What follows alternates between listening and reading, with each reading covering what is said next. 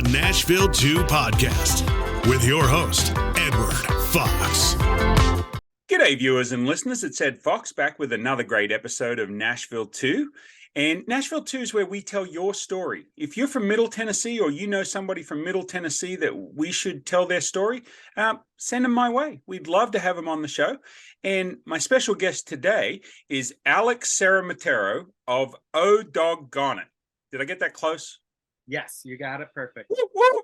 Okay, great. We had to practice his name before, make sure I get it right, because with the Aussie accent, I sometimes flub that stuff.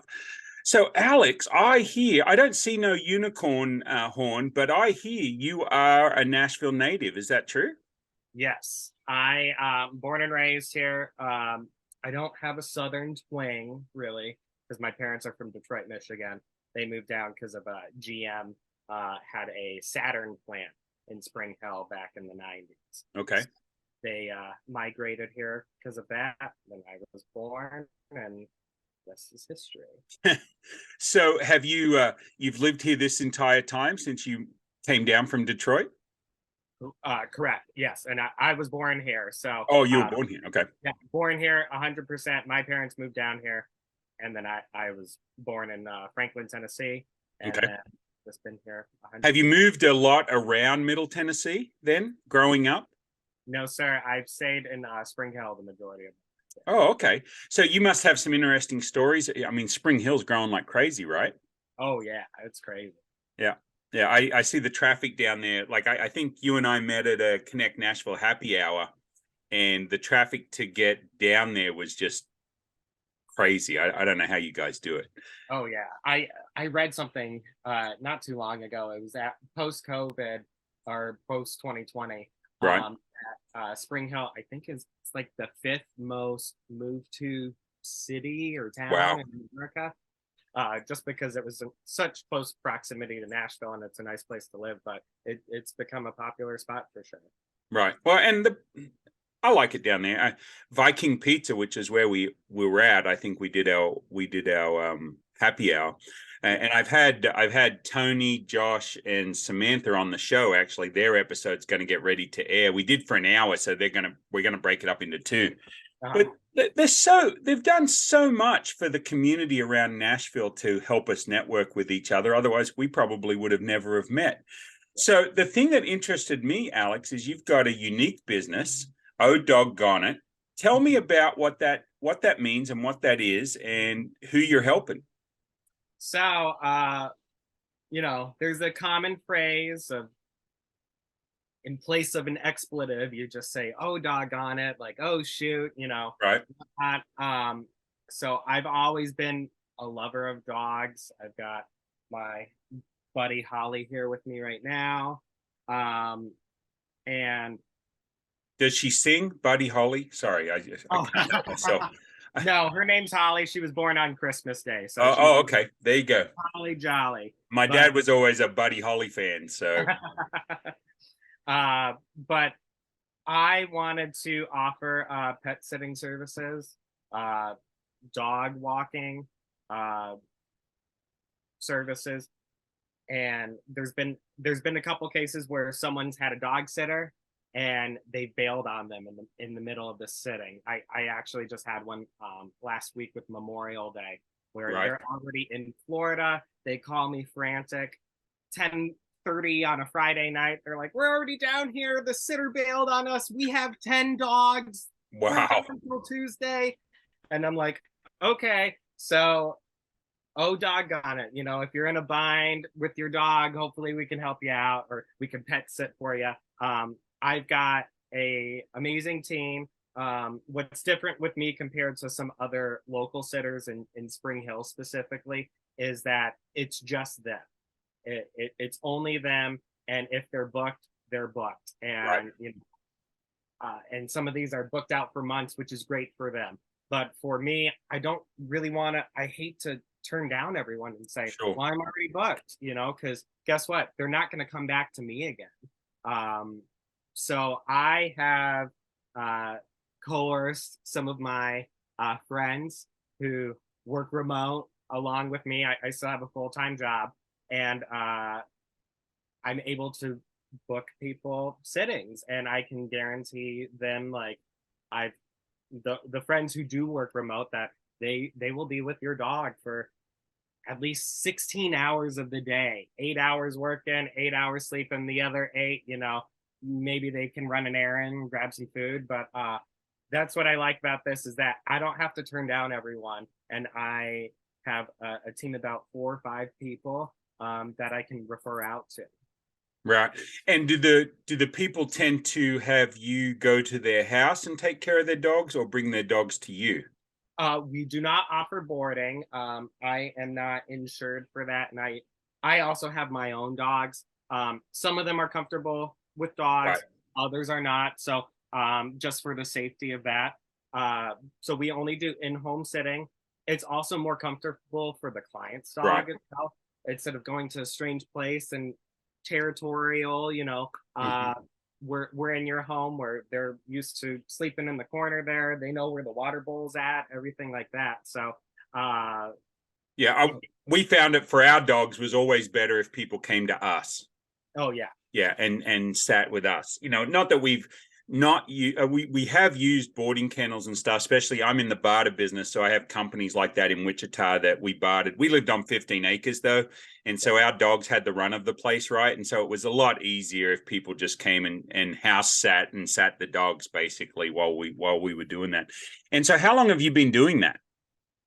So I've been dog sitting probably for the past, like, 2 years, I would say. Ever since I started working remote, it was just kind of, oh, Alex is, free and available, and he Right. could sit from your house. So it was always kind of that, and a little bit word of the mouth.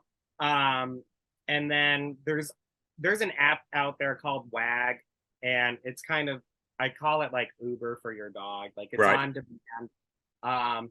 But there's not really a whole vetting process. They do a background check, but most of the time you don't get to meet the sitter or the walker for your dog. Right. And they just show up at your house. They have the code to enter, and then it's a complete stranger. So I am kind of using the price point of WAG. Without them, they were taking a 40% cut or Right. whatnot. So it's the same price point. It is, but you get to meet us. We always do a meet and greet beforehand, Right. just because I want to make sure I'm comfortable watching your dog. I want to make sure you're comfortable with me being in your home.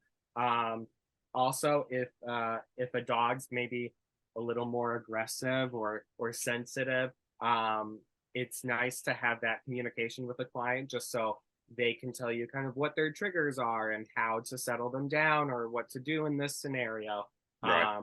So yeah, we always set up a meet and greet, and then I've got kind of a good questionnaire form that covers all the bases of emergency contacts, who their vet is, what treats they eat, are they allergic to anything, medication, and so on. Right. Yeah, and that makes sense.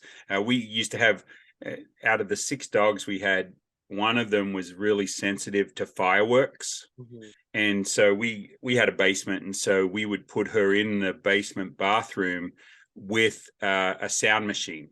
And she loves the ocean sound. I don't know why, but she loves the ocean waves breaking. And so we would turn that up as loud as we could and put her in there, and she did a lot better. And the other dogs, they're all just out there on the deck going, oh, that's pretty cool. Like, yeah, I can't see the colors, but yeah, I like the firework, So it just depends on the dogs, like you say. So if somebody wants to get a hold of you, what's the best way for them to reach out to you? I would say the best method is to just go directly on our website and go to the contact section. So Okay, great. ohdoggonit.com. Because there's a little questionnaire form. It's going to tell me what dates you're desiring. It's going to tell me if you want someone to sit, if you want someone to walk, or just drop in, the city you're in, because it is a factor for me to drive from Spring Hill to Nashville, or Spring Hill to Columbia, whatever it is, how many pets you have, if you have a vet. That's really important to me, because if you don't have a vet, I don't know if I want to service you, because it seems like your pet's not your priority. Right. So you got to have, yeah. So I recommend that, but you're always welcome to give me a call. The phone number's on the website, or there's also Facebook. Plenty of people message us on Facebook. We also have a little Facebook add-on feature on our website where you can communicate with me live. Okay. Only thing is, I will preface is that I have to check with our schedule. So it may take me a day to respond back. It's not an immediate process because I need to check with my schedule or the remainder of my team. We still all have full-time jobs currently. So it's just kind of what's our availability. Most likely we can get you booked. It's just I got to go down the line of 4 or 5 people and see who's available during that time frame. And then we still have to set up that meet and greet too prior to actually getting you on the books because we want to make sure everyone's comfortable with them. And what's your service area, Alex? Pretty much Currently, I would say it's like, I guess maybe 30 miles from Spring Hill. So I can do Nashville. I've done Nashville, Brentwood, Thompson Station, Spring Hill, and Columbia. I'm not afraid to go out to Murfreesboro if need be. Just as long as people have Wi-Fi, I think I'm good. Right. Yeah. We were looking at some land down in Lewisburg the other day, and my wife's like, what's the main criteria of the land? I'm like, can we get fiber? You know, can we get DSL? Can we get something that's going to give me a decent speed to be able to do this? Yeah. You know, because I got 5 podcasts I'm doing, as well as most of my work is computer based. So she's like, well, how are we going to find that out? I said, I don't know. Let's go look at the land and we'll worry about that later. But we've got a 28-year-old son who just moved down here, and he's like, Dad, I love dealing with dogs. Like, can we open up a boarding kennel or can we do something? You know, and then he said, oh, I found this app called Rover. And I guess Rover is very similar to WAG. You know, but they're taking 40%, like you said, right? Which is what he said. I'm like, dude, that's a lot. Yeah, and like I said, there's not really a whole vetting process. You can apply and do a background check, but that's kind of it. Right. I mean, it's great if you have 5 stars, but other than that, like I'm insured.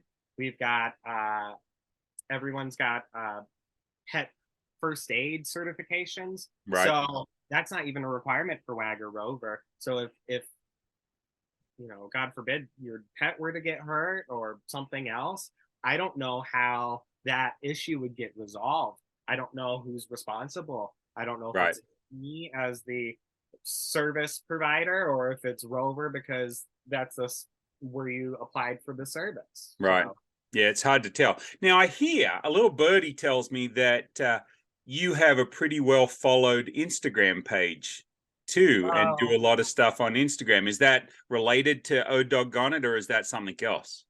I've got 2 pages, one my personal page and then Oh Doggonit. I know at the meeting at Connect Nashville, everyone was talking about probably my Oh Doggonit account. Oh, okay.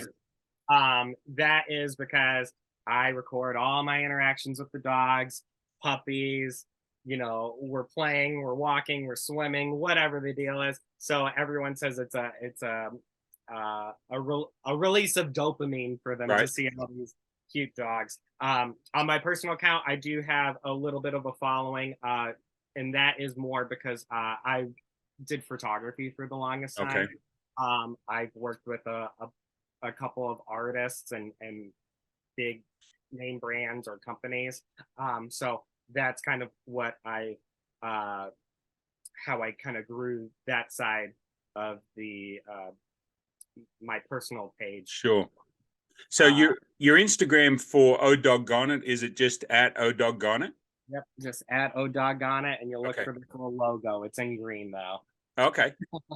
Cool. Awesome. So tell me, when you're not working either job, not building your business, what is it you like to do? Ooh. So I'm looking for your 3 hidden gems that you have about Middle Tennessee. Can be food. I mean, it can be anything that's interesting to you, because somebody in Clarksville or somebody in Murfreesboro might not know about this cool little walking trail or this cool dog park or this restaurant. My favorite restaurant, I usually try to go on Fridays if I'm not like busy or booked already. Right. Is Otaku Ramen. Otaku ramen. Otaku Ramen. They've got 3 locations. They may be working on a 4th one right now. Right. You heard it here first, folks. I go to the one in the Gulch. Okay. That's kind of, I don't know if that's their first location. It very well may be. They've got the Gulch. They've got one off of I think it's like Charlotte Avenue, and then they've got one in East Nashville, and those may be to-go locations. And I think the Gulch is like the sit-down restaurant. Okay. But they just sell ramen, but it's great. They hand make the noodles. They purchased a machine from Japan that is able to cut it up or whatever. Right. You can get pork tenderloin in it. You can get chicken breast in it, egg, a soy egg, mushrooms, onions, whatever. And they really dice it and zhuzh it up. It's great. It's like it fills my stomach, definitely. It's great on a cold day. It's great if you're starving. So they always kind of have, I don't know, maybe like 8 bowls that are always cemented in onto their menu. Right. And then like 1 or 2 seasonals that come up every, spring, summer, or whatnot. Yeah. Seasonal veggies or whatever. Yes.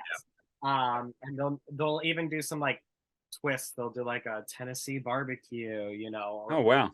or something to mix it up. Yeah. And then you can get cocktails there. You can get boba tea. They've got some great biscuits at Amame. But I've been going there since day one. They actually had in East Nashville, there was a place called Pop for the longest time. And Pop was pop-up restaurants. It was just a little test before they had their, location, brick and mortar, Right. So I've been going since Pop, and I went and I tasted the food, and then they give you a little cue card, and you check mark the box of like, I like this, I don't like that, whatever. So they had their own little focus group of you guys that would meet. I've been going since day one. And then I hear they're going to make a 4th location in the factory in Franklin. Oh, cool. That's where I'm at. Yeah. I'm really excited for that because that'll be closer for me being in Spring Hill. Right.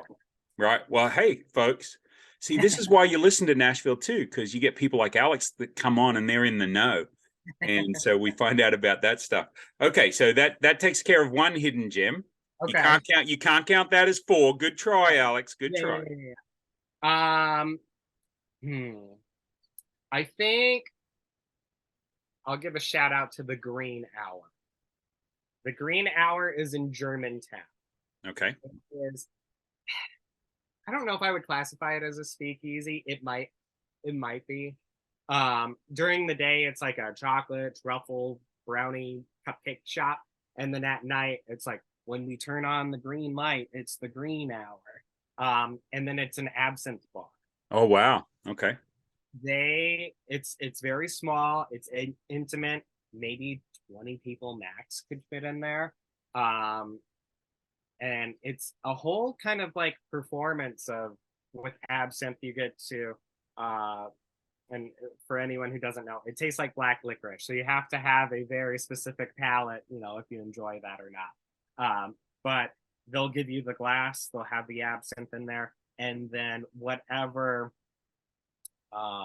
aromas you want to add to it. They've got a whole menu selection of what you can add, and then they have a water dispenser that you'll do a slow drip over a sugar cube. So it's just kind of entertaining. It gives you something to do as the cocktail's being prepared in front of you, and you get to dilute it and prepare it yourself to whatever your tasting specs, is. Yeah, you need more sugar, more water, whatever. And then you always get a little piece of chocolate when you go in, and they've got a small little menu, but I love the playlist of music that they have. It's some sort of weird techno jazz music. Okay. I don't know how to describe it.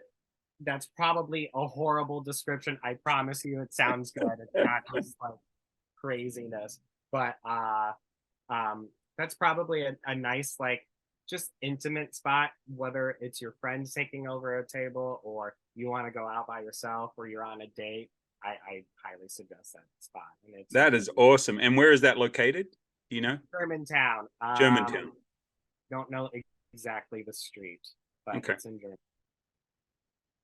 As a business owner, it can be tiring paying cash for everything you need. Well, there's a better way. Introducing Trade Bank of Nashville. Our bartering service lets you exchange goods and services without the need for cash transactions. Trade Bank helps businesses like yours reduce expenses, bring in new business, and keep your cash where you need it most. Find out more and join our barter network today. Start getting what you need without paying cash, because sometimes barter is just smarter. Apply today at nashville.tradebank.com. Sweet. And so, do you have a favorite dog park?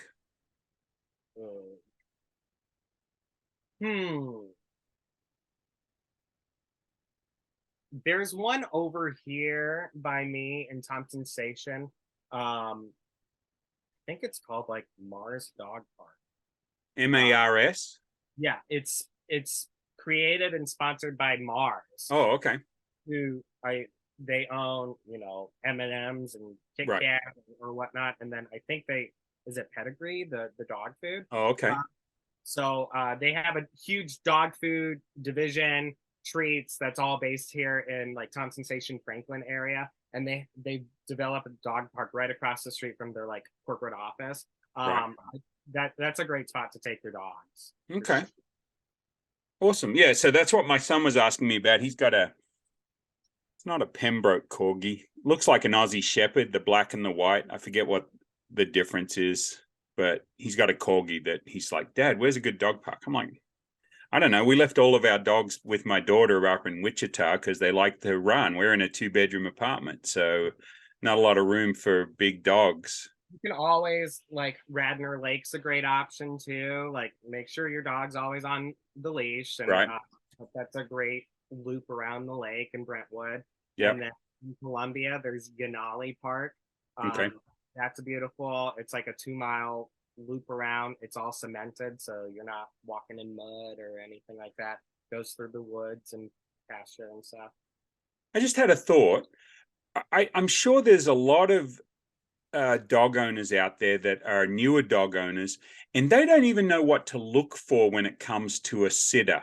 Could you give us like a few top tips that or the things that they should guard against, or what they should look for, whichever way you want to deliver it? Do you have like 5 or 6 or 10 different ways or different things that they should be watching out for? Yeah, I would just stay, there's a lot of people who just post on Facebook and say, I need a dog. And then there's 100 people out there being like, pick me, pick me, pick me. If it's them individually and personally, I don't know if I would trust them.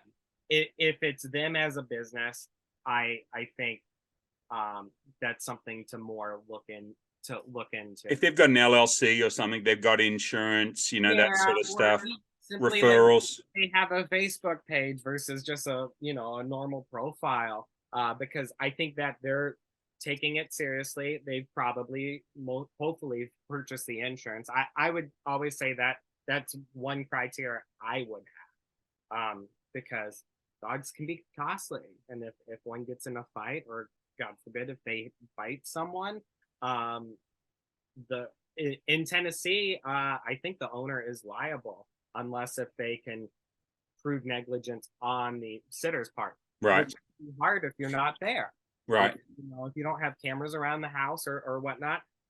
So I would say, yeah, make sure someone's insured.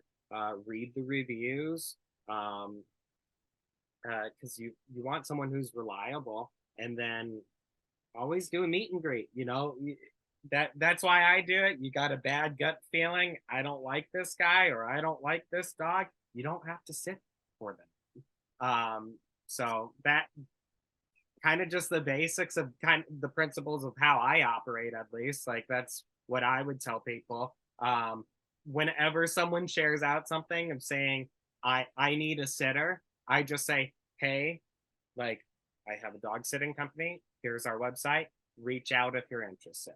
I don't sit there and send them messages and be like, I'm available. Pick me, pick me, pick me. It's like, I want you to feel comfortable reaching out to me and read through my services of what I offer and my rates and read my reviews because I want you to be comfortable with me. And then I'm very calm. I'm very chill about it. I don't want to overstress you with like 1,000 questions. I send you a questionnaire after our meet and greet, and then you answer it accordingly. And you have like a whole, week or a month until the sitting. And I don't know. Yeah, no, well, it sounds like if I can boil it down, it's basically common sense approach to any service that we use, right? Any person that we're going to let into our house, you need to vet them. Treat it as a daycare for your kid. Right. Like, even though I'm sitting in your home, or treat it as a nanny even, where it's like, are you just going to take anyone off the street? No, you want someone to be a little vetted, to have reviews, to have that experience, to have that liability insurance, someone that you can trust. I'm going to tell you what I'm comfortable with and what I'm not comfortable with. I'm not going to just say, oh yeah, I'm a sitter, I can do everything. So I don't have the insurance to what is it called? Be a dog taxi, to like driving back and forth to the doggy daycare or whatnot. I don't have that. Of course, in an emergency, like if I got to take the dog to the vet, of course I'm going to do that. But I'm not comfortable driving back and forth to take a dog somewhere. Right. So, yeah. No, it makes good sense. And I got to thinking about, my kids let us know if we had a kid sitter that they didn't like or whatever, and then the ones that they're like, no, let us stay one more day. We don't want you to pick us up. Like, dude, do we treat you that bad at home? No. It's just that she's going to make us brownies and she's going to make us pancakes in the morning and she's going to let us help. Yeah. And I think our dogs have done the same thing. We've had dogs that have just sort of like not wanted to come to a dog sitter that is in our house. We thought the person was okay, but our dogs didn't like her at all.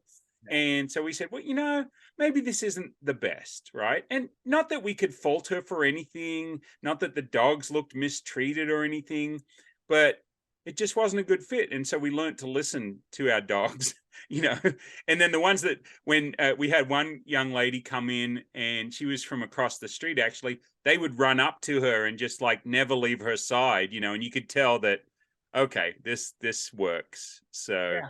All dogs have different personalities. I've got 3. My oldest, she just wants to sleep. She doesn't want to be bothered. She just wants to chill out, and that's her. Yeah. I've got Holly, who's my social butterfly. She wants to be out with all the people, all the dogs. She wants to play. She wants to swim, everything like that. And then I've got Lucy. She's a little fearful. Right. She likes people, but she doesn't like dogs. And you just have to understand that. And with the professional dog sitters, I think they have an understanding of what the dog's limitations are, how to dissect their personality, and make sure everyone's kind of comfortable and know how to manage them in situations. Right. Yeah, good points. Hey, Alex, it's been great having you on the show. Any last minute thoughts or last minute comments you want to say? If you haven't already, give your dog a bath. Give your dog a bath. Okay. I don't know, but this one, I just gave her one yesterday. She was a little bit of a mess. So it's just a friendly reminder, give your dog a bath. Yeah, I've got some that love it and some that hate it, so it just depends. Some that like a squeaky toy while they're in there, but man, I just put on the old gear and I figure I'm going to get as wet as them, it don't matter. I just hop in the shower with Yeah, it's great. Hey, Alex, great having you on the show. It was good to meet you at the Mixer. And as things grow, come back and tell us about it down the road. Of course. Thank you for having me on. Awesome. We'll talk to you later. All right. Thank you. Have a good day. This is the Nashville 2 podcast with your host, Edward Fox.